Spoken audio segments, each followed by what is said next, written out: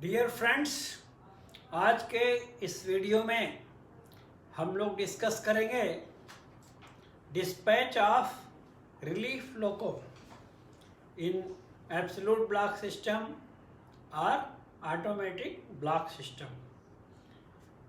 कि relief loco को चाहे ऑटोमेटिक ब्लॉक सिस्टम में या एब्सोल्यूट ब्लॉक सिस्टम में यदि भेजना है तो क्या सावधानियां हैं। इसका rule number GRSR 6.02.6। Then next, in case of goods train, whenever it is unable to haul the load, जो हमारी गुड्स ट्रेन है ब्लॉक सेक्शन में कभी कभी unable to haul the load हो जाती है, जिसका रीजन ग्रेडियंट या लोड या less hauling capacity of the loco हो सकता है। सो किसी कारण से यदि goods train unable to haul the load होती है तो ब्लॉक सेक्शन क्लियर करने के लिए हमारे पास 3 मेथड्स है। वो 3 मेथड्स क्या क्या है? नंबर 1 रिलीफ लोको, और नंबर 2 रिलीफ लोको नहीं अवेलेबल है, then number 2 push back permission, rule number 4.12 जो SR 4.12 है। और यदि रिलीफ लोको भी अवेलेबल नहीं है, पुशिंग बैक करने का भी चांस नहीं है, सपोज पीछे की तरफ भी ग्रेडियंट है, then last resort divided train working, rule number 6.09। Sorry, okay. So 3 तरीके से हम ब्लॉक सेक्शन क्लियर कर सकते हैं unable to haul the load में, जिसमें सबसे बेस्ट रिलीफ लोको को ही माना जाता है। और दूसरा केस है suppose passenger train loco failed और goods train loco failed and loco pilot is demanding for relief loco. So यहाँ पे एक प्रिकॉशन ये है for the loco pilot guard who is demanding relief loco from the block section. जो loco pilot guard block section से relief loco के लिए request कर रहे हैं, so they should give clear location of the train. उनका engine का kilometre क्या है, उनका ब्रेक बैन का किलोमीटर क्या है, क्लियरली मेंशन करना चाहिए। And station master while dispatching relief loco, so in absolute block system he will give written authority T-bar A602, और ऑटोमेटिक एरिया में रिलीफ लोको या रिलीफ ट्रेन के लिए भी अथॉरिटी यूज होती है, ये सेम T-bar C912। चाहे हमें रिलीफ लोको भेजना है या कभी एक्सीडेंट वगैरह के केस में रिलीफ ट्रेन भेजना है, ART MRT भेजना है अवरुद्ध ब्लॉक सेक्शन में, तो सेम अथॉरिटी यूज किया जाता है। इस T-bar A602 में क्या क्या है अंदर? बेसिकली जो इम्पॉर्टेंट है 3 कॉलम्स है, डेट टाइम वो सब, ट्रेन नंबर पर्टिकुलर्स तो कॉमन है। 3 आइटम्स क्या इम्पॉर्टेंट है? Number 1 authority to proceed without line clear. क्योंकि हम रिलीफ लोको को अवरुद्ध ब्लॉक सेक्शन में भेज रहे हैं, सो लाइन क्लियर नहीं ले सकते। दैट्स वाई फर्स्ट कॉलम में लिखा रहेगा it is an authority to proceed for loco pilot without line clear. Line clear लिए बिना ये ATP दी जा रही है। Number 2 authority to pass signals at on. कौन कौन से सिग्नल ऑन में पार करके जाना है वो सेकेंड कॉलम में लिखा रहता है। LSS ऑन में जाना है, आगे और कोई सिग्नल है उसको ऑन में पार करके जाना है तो लिखा रहेगा।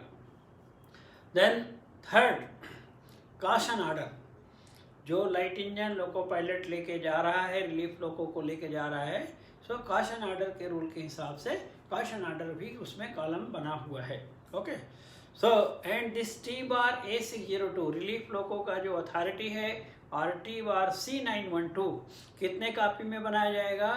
3 कॉपीज, लोको पायलट का कॉपी, गार्ड का कॉपी एंड एक station master record copy. Now station master while preparing T bar A602 को लिखते समय clearly he should write the location of the disabled train. जो ट्रेन खराब हुई है, unable to haul है या लोको में प्रॉब्लम है, उसका करेक्ट लोकेशन लिखना है कि उसका इंजन किस किलोमीटर पे है, उसका ब्रेक वैन किस किलोमीटर पर है. Next item, he should clearly write the load will be cleared to which station. Means engine attach होने के बाद वापस सेम स्टेशन को क्लियर करना है या अगले स्टेशन को जाके लोड क्लियर करना चाहिए. And loco pilot who is going with relief loco को लेके जा रहे हैं, सो उसका रिस्ट्रिक्टेड स्पीड है 15 bar 10 kmph. So carefully we should observe the speed restriction. 15 bar 10 kmph. Day time है, व्यू क्लियर है 15 kmph. यदि व्यू क्लियर नहीं है दिन के समय या नाइट टाइम है then 10 kmph. Okay, absolute block system में और ऑटोमेटिक ब्लॉक सिस्टम दोनों में सेम स्पीड रिस्ट्रिक्शन है 15 बार 10 kmph. Then after going in the block section, attach carefully and clear the load to the station which is mentioned in relief loco authority. जिस authority में जो mention किया है उसी station को हमें क्लियर करना चाहिए.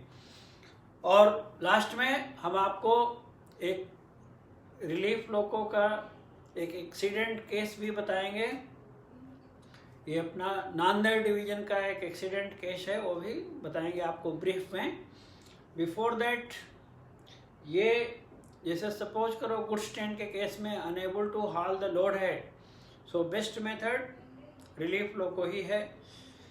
रिलीफ लोको अवेलेबल नहीं है तो पुशिंग बैक परमिशन, जो रूल नंबर 4.12 हमने ऑलरेडी पढ़ा है कि कैसा पुश बैक करते हैं, उस नियम से परमिशन लेकर रियरेशन से पुश बैक कर सकते हैं. और थर्ड ऑप्शन जो प्रैक्टिकली अवॉइड करते, नॉर्मली नहीं करते हम, that is divided train working. कि यदि पूरा लोड लेके इंजन नहीं जा पा रहा है तो हम 2 पार्ट में डिवाइड करके ले जा सकते हैं. But this activity is to be done with clear permission from section controller and station master. Permission लेके कंसल्ट करके उनके सुपरविजन में ही करना चाहिए. ओके, डिवाइडेड ट्रेन वर्किंग, तो उसको रूल नंबर 6.09 वो हम बाद के नेक्स्ट वीडियो में बाद में डिस्कस करेंगे. इसके बाद ये रिलीफ लोको का जो मूवमेंट है that also should be done in consultation with section controller and station master. Okay, now one accident case of Nanded division. What happened? One passenger train loco failed in the block section. Block section में एक passenger train का लोको fail हो गया. Fail होने के बाद loco pilot guard they have requested for relief loco के लिए रिक्वेस्ट किया है. Then here at the station nearby other loco not available. दूसरा कोई नियर बाई लोको नहीं है. One Tapovan express was waiting for crossing at the station. Single line section है. वो पैसेंजर ट्रेन आने के बाद फिर तपोवन एक्सप्रेस स्टार्ट होना था, ये प्लानिंग था. अब वो पैसेंजर ट्रेन का लोगो ब्लॉक सेक्शन में फेल हो गए. Then the controller and station master finally they have decided to detach the loco of Tapovan and send it as a relief loco. Tapovan का लोको को ही डिटैच करके रिलीफ लोको बना के भेजना है. Same loco pilot, same assistant loco pilot, same crew were sent. In the block section where passenger train loco failed, जो passenger train loco fail हुआ है उनका क्या जिम्मेदारी है?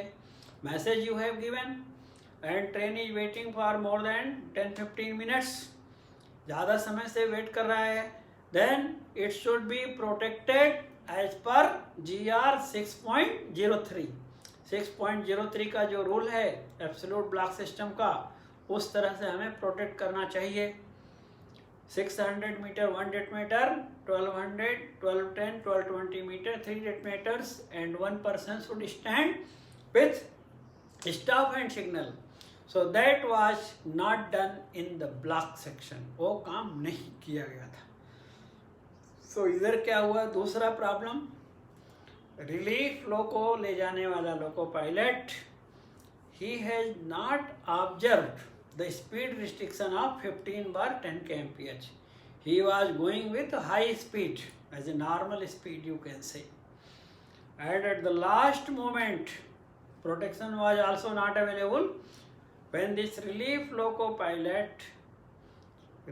light engine loco pilot, when he has seen that his passenger train is very nearby, then he has applied the brakes.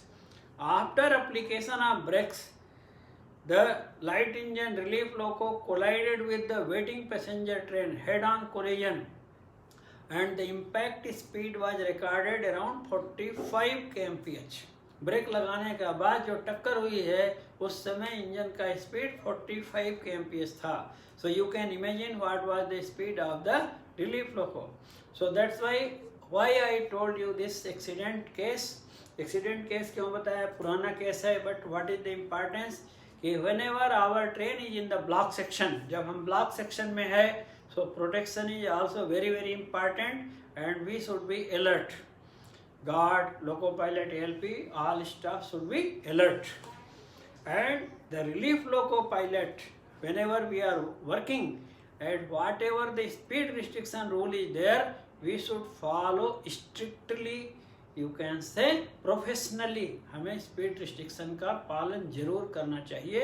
Okay, thank you so much. Next video में we will discuss another thing, how whenever engine is failed, how to clear the block section. So I think you have understood. In case of any doubt, please ask your questions in the comment box.